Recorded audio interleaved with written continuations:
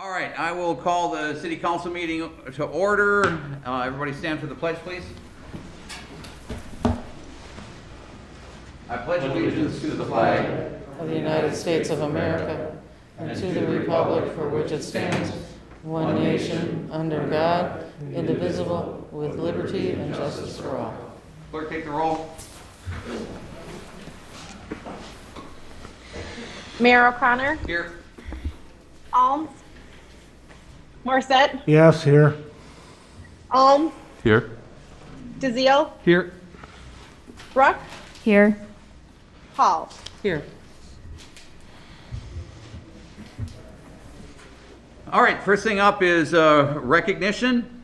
Recognition of Mr. Bob Stabell, who is retiring from the Police and Fire Commission. He has been the most recent chair of that commission. He's been here for some time. And if we could get Scott, and perhaps we could get the chief up here as well. Is that possible? He's coming. Chief? And Bob?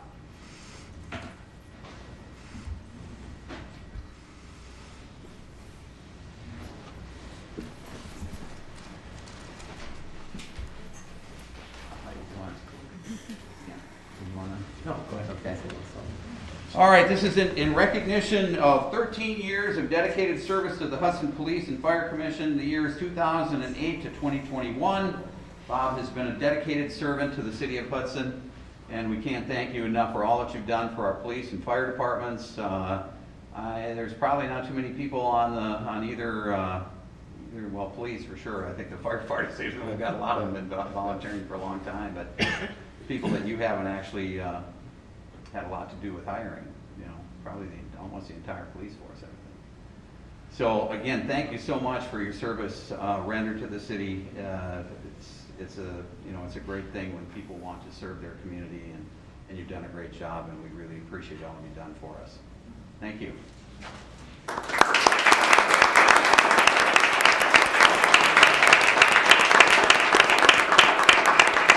I'd just like to thank Bob.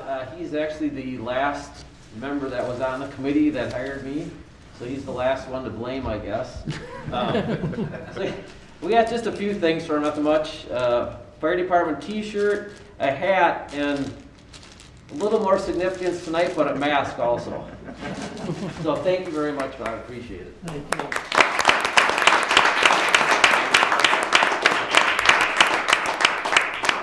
I'd like to thank everybody. It's been my privilege and pleasure.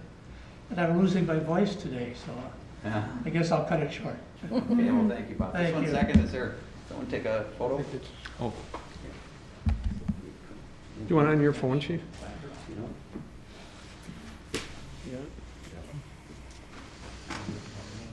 Here, right? 3, 2.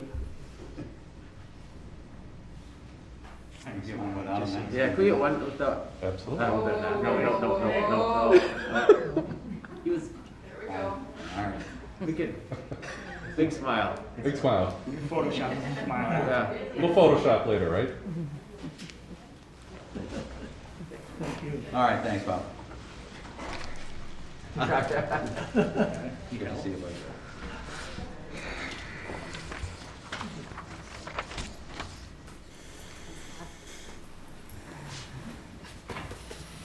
Congratulations. Consent calendar.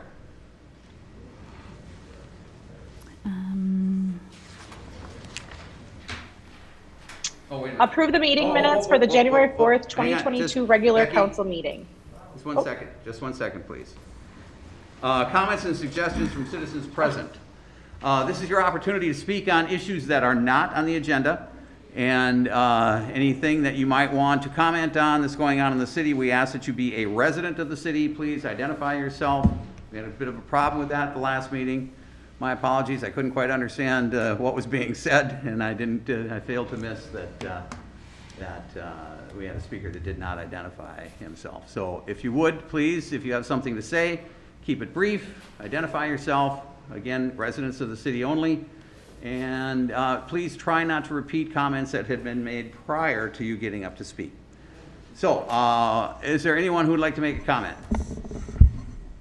Yes.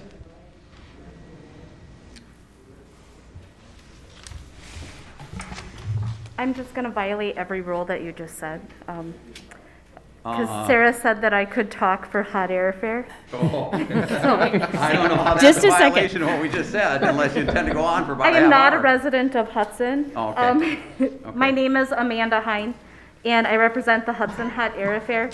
And we just wanted to take a moment to welcome all of the Hudson residents and surrounding area to the Hudson Hot Air Fair. That's going to be February 4th through the 6th. And I just wanted to send a thank you out to the Hudson City Council because you guys continue to make it happen. Our EMS, our fire department, our police department, our parks, our safety, it really takes a community to continue to put on this amazing event in its 33rd year. Most events usually die after 7 years, so 33 years is really something to be proud of. And so thank you to everybody that attends. The only thing I wanted to say is that notice that this year our parking situation is going to change. We're only going to have parking on one side of the street. It was a safety decision for for our fire department and EMS and police department to be able to have great access to the school just in case of an emergency. So just everybody notice that it's going to be parking only on one side of the street, and it'll be posted a few days before the event. And if you guys have any questions when it comes up, just let me know. Thank you. Thank you, Amanda. Thank you so much for what you're doing for the Hot Air Fair for the city. I appreciate it. Any other comments? Any other comments? Any other comments? Hearing none, we'll close that portion of the agenda, and now we'll move on to the consent calendar. Approve the meeting minutes from the January 4th, 2022 regular council meeting. Approve the council claims in $8,224,022.40. Approve the Hot Air Fair 2022 event. Approve a conditional use permit 1-year review for 708 offices, 708 2nd Street, Freeze Properties, LLC. Approve the Hudson Rotary River Dunk. Approve the 3-year agreement with Rain to Rivers. Approve secondhand article dealer. Approve the hiring of an accountant. Approve the 700 First Street chiller plans and authorize advertisement for bids. Approve the utility director pay adjustment. Approve the 2022 concessions agreement with Grandview Park between the Hudson Boosters Incorporated and the City of Hudson. And approve the appointment of Brian Wells to the Hudson Area Joint Library Board. Move to approve. Second. Got a motion and a second to approve the consent agenda. Roll call? Morissette, Yes. Alms, Yes. DeZiel, Yes. Brooke, Yes. Hall. Yes.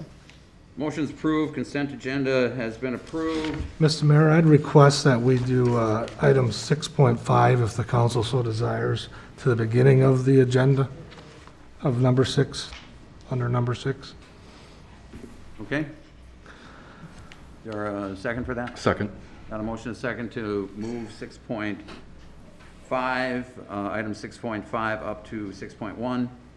All those in favor? Aye. Opposed? Motion's approved. All right, review and consideration of Ethics Committee recommendation to Common Council on Craft Ethics complaint against Councilmember Hall. Okay, I'd like to start. I publicly apologize to John Kraft for the hasty manner in which I objected to Mr. Kraft's nomination without documented evidence with me. I've learned that from this experience, and in the future, I will ask to pull items of this nature for additional discussion at a future meeting. Thank you, Joyce. I'll move to dismiss the resolution. Second. We have a motion and a second to dismiss the resolution. Is there any discussion? All those, just 1 second, all those in favor? Aye. Aye. Opposed? Motion's approved. I abstain. Yeah, okay. I'm sorry.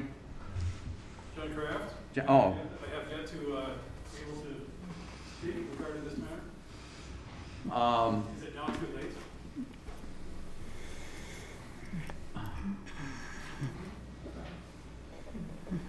I would say, well, normally I would say it depends upon what you have to say, but,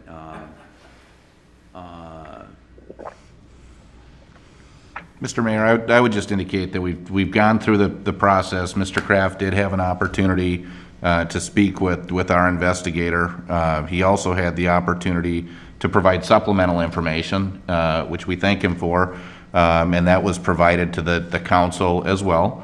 The Finance Committee, sitting as the Ethics Committee, made a recommendation at its last meeting, last week, in which it asked that an apology be directed, or that the censure resolution be taken up. I take the motion to indicate that the investigation process, the complaint process is now closed, that there's no further action, and that we're moving forward. So I think we've gathered all the information. The council has acted on the recommendation, and I think it would be appropriate for the council to move forward at this time. Mr. Kraft, I would ask That that, being the case, I would just like to thank Mr. Vivian and Leda Bannock for the thorough job they did on the investigation report. I was very appreciative of that. okay, anything else that you would like to communicate with the council, Mr. Kraft, I would suggest that you send an email to everyone. Thank you. Yes, thank you.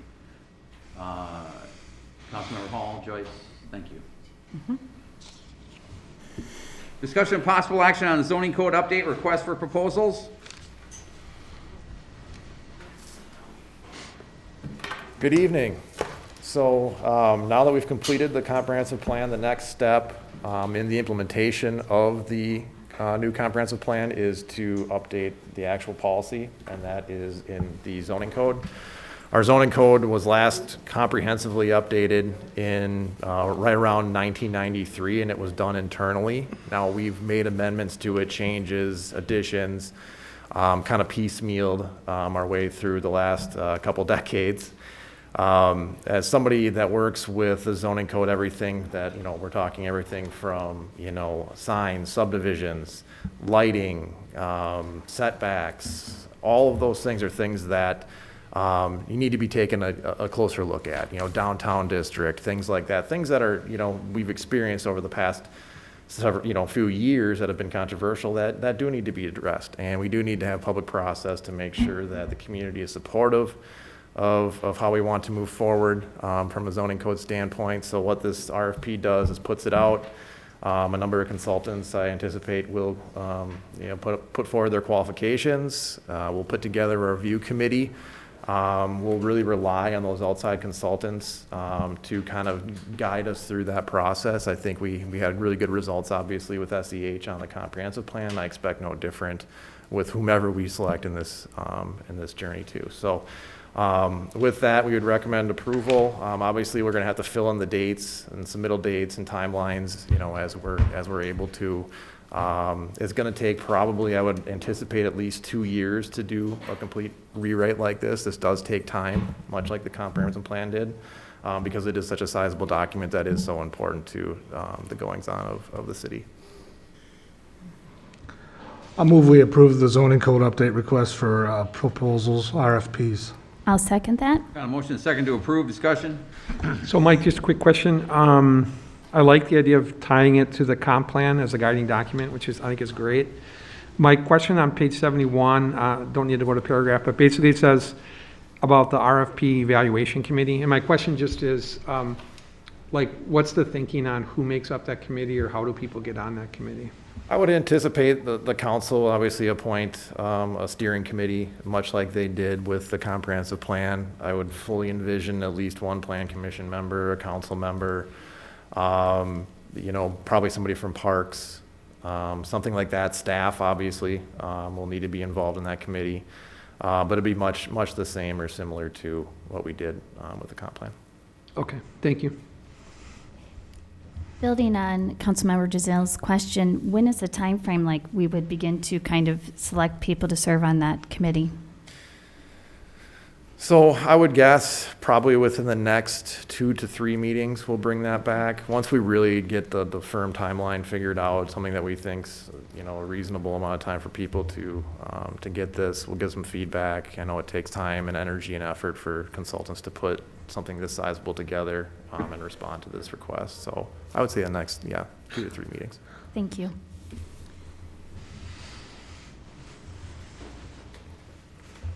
Did we have a motion yet? Yeah, I got a second too. All right, motion and second. Any further discussion? All those in favor? Aye. Opposed? Motion's approved. Thank you. Thanks, Mike. Discussion and possible action regarding retaining wall policy and related special assessment policy updates. Dean? Good evening, Mr. Mayor and council members. So we're coming back to the council with a revision to the retaining wall policy.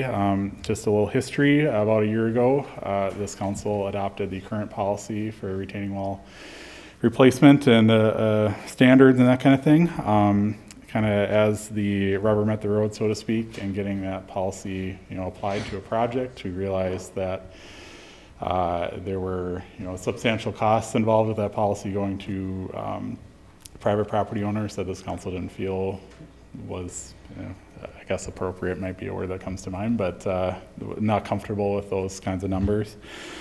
We looked at also, following that discussion, taking full cost responsibility as a city for replacement of retaining walls along city right-of-way, and the cost associated with that was also not palatable, so to speak, by members of this council as well. So went back to the drawing board, so to speak, and back to Public Works Committee to discuss this. We discussed it for a number of months in Public Works Committee and came up with some revisions that we hope will be more meeting in the middle, so to speak, from where things were before. Just some highlights are that the cost share for replacement of retaining walls during a street reconstruction project would be 50-50 instead of 100% to the property on top of the wall. Revision of the cost share for removing existing retaining walls and regrading the earth behind to 100% instead of 50-50. Those are for walls that can be removed without substantial problems associated with that. Some walls just can't be removed, and obviously you got to replace those, and some can. So we want to get rid of the ones that we can get rid of if possible. And we also, for failing retaining walls that aren't with a adjacent street reconstruction project, we are proposing to put essentially a reimbursement program together for if people go ahead and replace retaining walls that are falling over, that if the funds are available by the city council on a yearly basis, that those people could apply to have a portion of that refunded to them at a later date, obviously pending the approval of said funds by the city council as well. And clarify some other kind of nebulous terms, especially the owner of the wall. So with that, there's also one of the comments also was to revise the special assessment policy to extend the period of time that people would be paying those costs off, because those costs are obviously large. So the extension would be up to 20 years instead of the existing 5 to 10 years that the existing policy states right now. So with all of those changes, we feel that this is a better meet in the middle situation than we had before. So certainly would love to address any questions that the council may have, and looking forward to a motion to adopt these changes tonight. I would move to approve. And I will second that. Motion is second to approve. Discussion. Dean, how many retaining walls did we replace on the construction on Highway 35? No, I should have had that number in front of me. Well, how about cost? Total cost. Total cost, Yeah. it's in the ballpark of $250,000, something like that. There's the one big wall between Vine and Elm. There's one, say medium-sized wall, the brick wall that was refaced, and then some other smaller ones that were removed and regraded and stuff like that. Yep. And relative to what we had budgeted and how many walls we actually anticipated having to replace, where were we at? With that project itself? Yeah. So we had anticipated replacing those walls that I just mentioned, the two in particular that we had mentioned, and also removing and regrading the small ones, but the costs ended up being higher than what we initially thought. And then we were going to also tuck point and grout some of the walls that were in decent shape, but could have some more life left in them. And we didn't do that because we were over on the replacement. How much over budget were we? Something in the tune of like $50,000 or something like that. Yeah. All right. All right, anybody else? Got a motion and a second? All those in favor? Aye. Opposed? Motion's approved. Thanks, Dean. Thank you.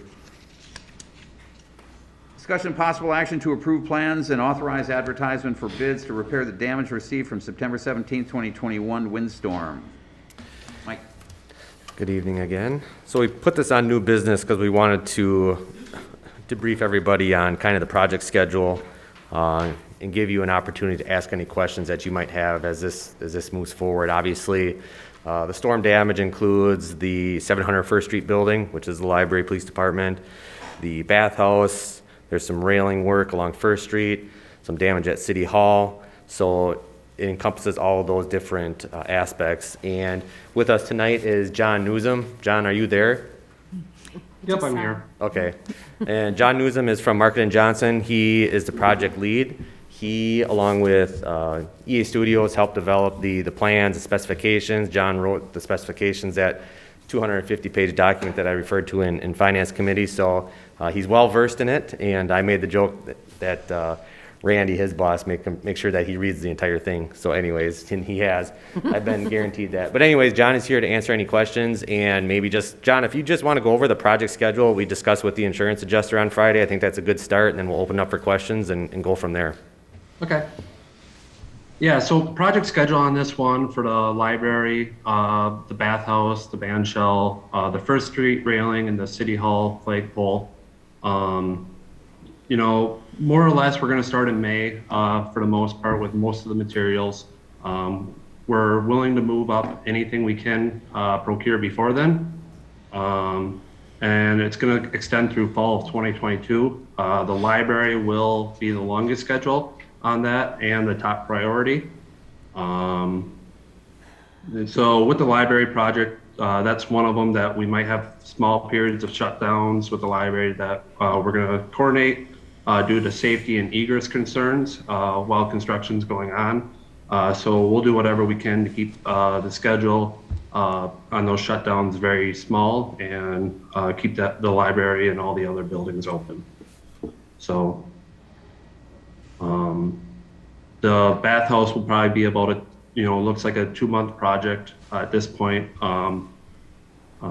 The railing project's probably 2 weeks, and the flagpole's about a week-long project. So, and that's all I got. If you have any questions, I can answer anything you have. Anybody? You got a ballpark figure on the damage, or what's this gonna cost? So yeah, it's all in, it's around $1.5 million. But everything's going back to the insurance agency at this point. At this point, we don't have any costs incurred to the city that the insurance agency has notified us of. Thank you. Anybody else? We have a motion? I'll move to approve. Second. Got a motion and a second to approve. Any further discussion? All those in favor? Aye. Opposed? Motion's approved. State and local fiscal recovery funds update. Yep, so it was actually great timing. Councilmember Morissette asked last meeting to have this added to the agenda, and then between last meeting and this meeting, we did get the final guidance on the use of the funds from the federal government. And obviously, the biggest change I note in the memo is that they've granted a standard $10 million deduction, that's up to $10 million deduction that cities can take if they like. So basically what that means is for us, we're getting roughly $1.5 million. We've received half of that money already, and we'll receive the other half this year. We will be recommending to the council, or to the finance committee, I'm sorry, at a future meeting to accept the standard deduction amount, which means that we can use that full 1.5 million for any governmental uses. So basically anything we do, we spend money on, we could use that towards. It also then streamlines our reporting, which everyone was very concerned about under the preliminary guidelines, that we were going to have to be submitting a fairly intensive amount of quarterly reports and documentation and things like that. So overall, this is about as good as we could hope for. Basically, we're getting 1.5 million to use in any way that the council sees fit. So what our plan is that unfortunately, staff put a lot of time in trying to put together a list of items that we potentially could use that money for under the preliminary guidance. So we're working right now to kind of narrow that list down to some of our staff priorities at least. And then we're going to bring that forward to finance either next meeting or the following meeting soon for further discussion and then guidance from the finance committee and then ultimately to the council on how you want to split that money up and use it and things like that. So we're moving on it now. We actually can start looking at putting together our list. So we thought the best way to start off would be is we'll narrow down our staff list, let the council use that as a basis, but it's clearly by no means going to be what we have to use the money for. It was just kind of staff ideas that we saw as priorities that we did not have funding identified. But ultimately, it will be up to the council to decide how they want to use this funds. And the good news is basically you can use them however you want to, really. Thanks, Aaron. And do the council, do we get a chance to throw our whatever, something in there for? Yeah, that was my thought is we would send out to the finance committee the list and then we'd start getting input from finance and then the council as a whole as far as other items. We're not going to send you a list with the full, like 1.5 million used or whatever. We're just going to throw out a few ideas that we had. And then we'll let the council kind of add in theirs. And then I guess we'll have to go through some sort of process to try to rank and identify how to, which ones get the priority to get used. But that'll be a council decision. I mean, that's, we'll provide some ideas, but at this point, it'll be up to the council to add whatever they want or, range it and prioritize it however you want to. Thanks.